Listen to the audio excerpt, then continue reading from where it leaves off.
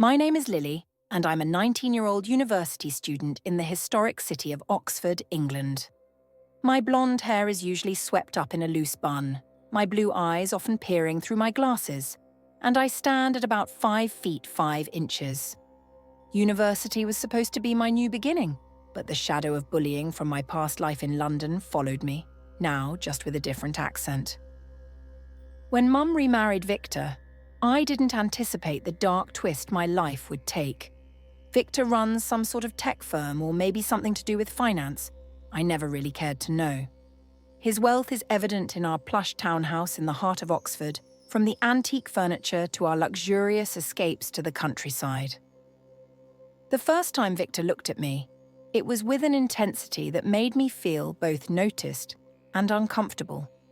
"Lily," he said with that smooth, almost predatory voice, "you're quite the puzzle." That night, the first text arrived. "I've been watching you."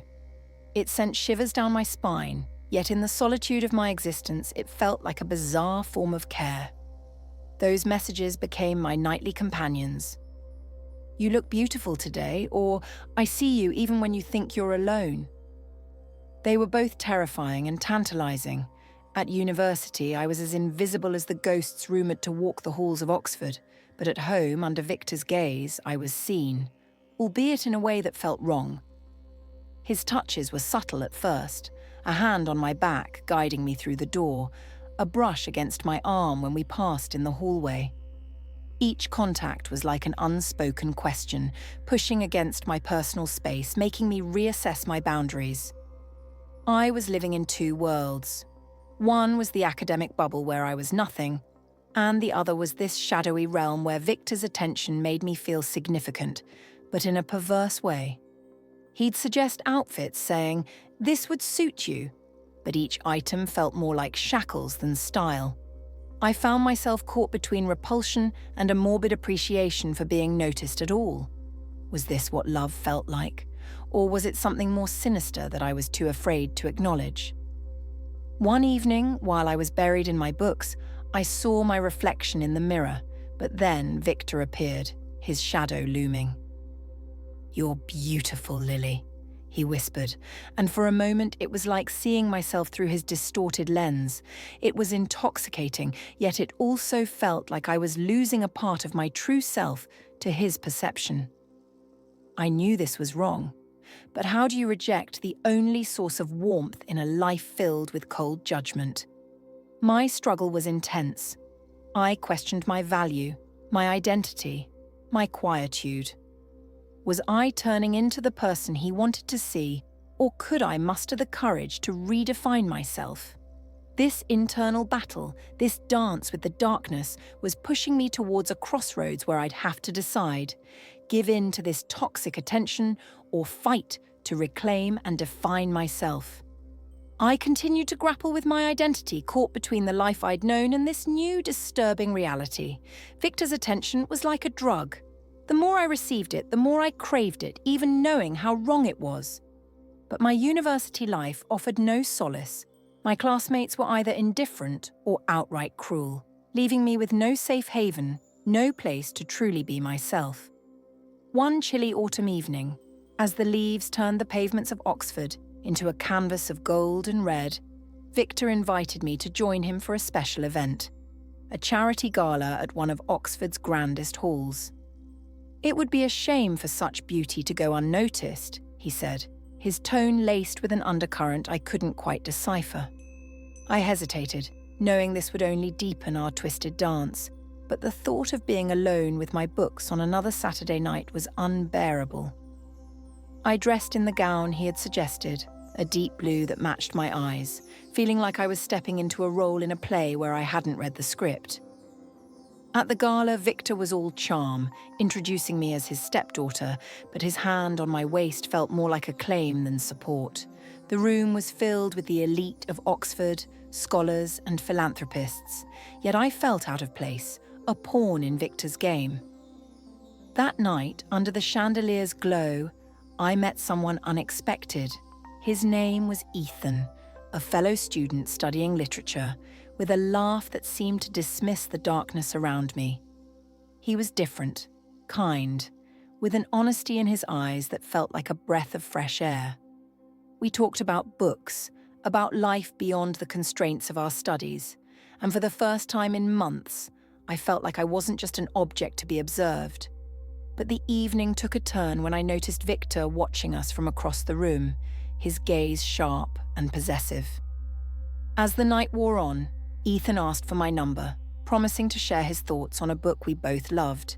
The exchange was innocent, yet I felt like I was betraying an unspoken rule set by Victor. Back home in the quiet of my room, Victor came to say goodnight, his presence filling the space with tension. "You seem to enjoy yourself tonight," he remarked, his voice controlled but with an edge. "Ethan seems interesting." The way he said his name was a warning, a reminder of his invisible chains around me. That night, I didn't sleep. I lay awake, my mind racing. Was I just trading one form of loneliness for another kind of captivity? I knew I had to confront this situation, but how? The thought of standing up to Victor was terrifying, but the alternative was losing myself entirely. The next morning, I decided to meet Ethan. We met in a quiet cafe, away from the prying eyes of our university peers. He was easy to talk to, and in his company, I felt a glimmer of what life could be like without the shadow of Victor. But our conversation was cut short when I received another message from Victor. "I hope you're not getting too comfortable with new friends." This was my turning point. I realized that if I didn't act, I'd be forever stuck in this cycle of fear and manipulation. I started looking for support, reaching out to a university counselor who specialized in helping students with personal issues.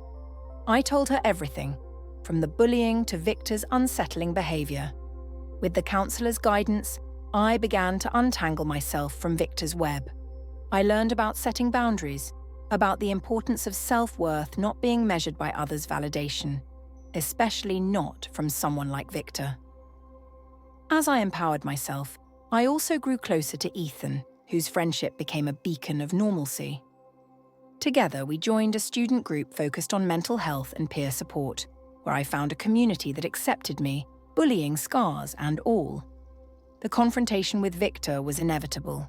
I stood up to him with the support of my counselor and my new friends. I made it clear that his actions were unacceptable and that I would not be manipulated or controlled. It was a moment of liberation, though not without its challenges. My home life became tense, but I was no longer alone. In the end, I found strength in my vulnerability, learning that true connection and self-respect come from within, not from the shadows cast by others. My journey through Oxford became not just about academia, but about reclaiming my narrative, my identity, my life. As time passed, the tension at home with Victor didn't dissipate, but I found myself growing stronger with each passing day. The university became my sanctuary, not just for learning, but for healing. With Ethan's friendship turning into something deeper, I had a reason to smile that wasn't clouded by fear or manipulation. The student group I joined, Voices of Oxford, became a pivotal part of my life. Here, surrounded by others who had their own battles with loneliness or abuse, I found solidarity. We organized workshops, shared stories, and even started a small campaign on campus to raise awareness about mental health and personal boundaries. It was empowering to see how my story could influence others to speak up, to seek help, or just to know they weren't alone. Ethan and I grew closer, our connection built on mutual respect and understanding. Our conversations weren't just about literature anymore. They spanned our hopes, fears, and dreams. He became my anchor, helping me navigate through the storm at home where every interaction with Victor was like walking on eggshells. I learned to keep my distance, my door locked, and my phone on silent at night to avoid his invasive messages. However, Victor's grip on my life wasn't easily loosened. His passive-aggressive comments at dinner, the sudden gifts that felt like bribes, and the occasional attempt to corner me for a family talk kept the pressure on. But I was no longer the Lily who would cower. I was learning to assert myself. One evening, As the autumn turned into the cold bite of winter, I received an unexpected invitation from the university. I was nominated for a scholarship based on my academic achievements and my involvement in community service through Voices of Oxford. The ceremony was to be held in the Great Hall of Oxford, and I knew attending would be a public declaration of my independence from Victor's shadow. The night of the ceremony, I chose my outfit with care, not for Victor's approval, but to represent who I was becoming. As I walked into the Great Hall, the applause felt like a warm embrace from the community I'd helped build. Ethan was there, his pride in me evident in his wide smile. But my heart skipped when I saw Victor among the guests, his eyes following me with an unreadable expression. When I accepted the scholarship, my speech was not just about gratitude, but also about resilience. I spoke of how learning had been my refuge, how the support of friends and mentors had lifted me from darkness. I didn't mention Victor by name, but my words were clear to those who knew my situation. After the ceremony, Victor approached me, his face a mask of forced congratulations. "You've grown, Lily," he said, his voice a mix of pride and something darker. I thanked him curtly, aware of the eyes around us, but my stance was firm. I was no longer his to control or define. The following weeks were a test of wills. Victor's behavior became more erratic, swinging between attempts to charm me back into his corner and outright hostility. But I had allies now, my friends from the group, Ethan, and even some professors who had taken an interest in my welfare. They formed a protective circle around me, ensuring I was never alone with Victor. The decisive moment came when I decided to move out. With the scholarship and a part-time job tutoring, I could afford a small flat near the university. Moving day was both a relief and a fright. Victor's reaction was one of controlled rage, but I had prepared for this.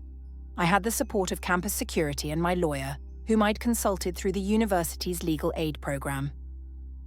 Living on my own was daunting at first, but it was liberating. My flat became a space of personal growth, filled with books, plants, and the occasional laughter of friends. Ethan became a constant visitor, our relationship blossoming into something beautiful and supportive. As the academic year progressed, I noticed changes in Victor. His influence over me was waning, and perhaps in that, he found his own lesson. He became less a figure of fear and more one of pity, a man clinging to control because he had little else. At the end of the year, I completed my first major at Oxford, not just with academic accolades, but with a newfound sense of self. My journey had taught me about resilience, boundaries, and the power of community. I was no longer just Lily, the bullied girl, or the manipulated stepdaughter. I was Lily, the scholar, the activist, the friend, and above all, a woman who had reclaimed her life. As I looked forward to the next year, with Ethan by my side and a community behind me, I knew that no matter what shadows might try to envelop me, I had the light to cast them away. The summer holidays approached, offering a break from the academic intensity of Oxford, but also a time to reflect on how far I'd come. I decided to spend part of it travelling, not just to escape, but to explore, to see the world through my own eyes, free from Victor's shadow.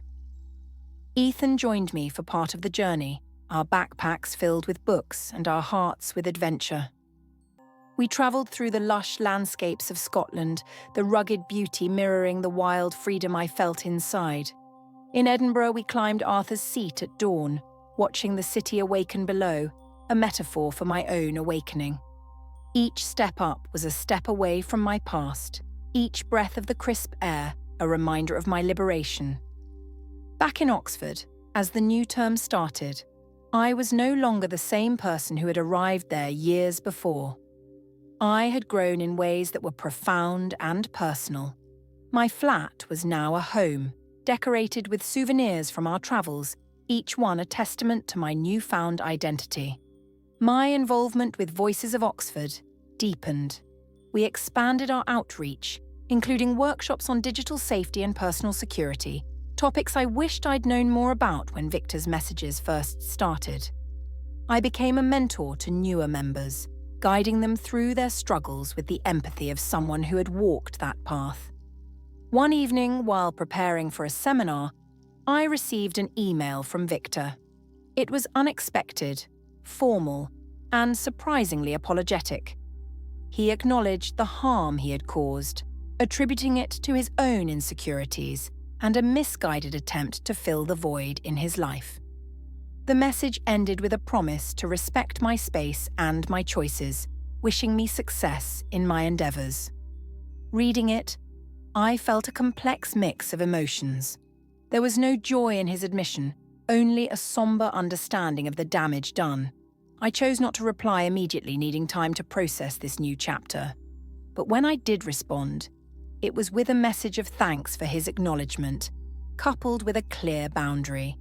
Our relationship would only exist in the most distant, courteous form.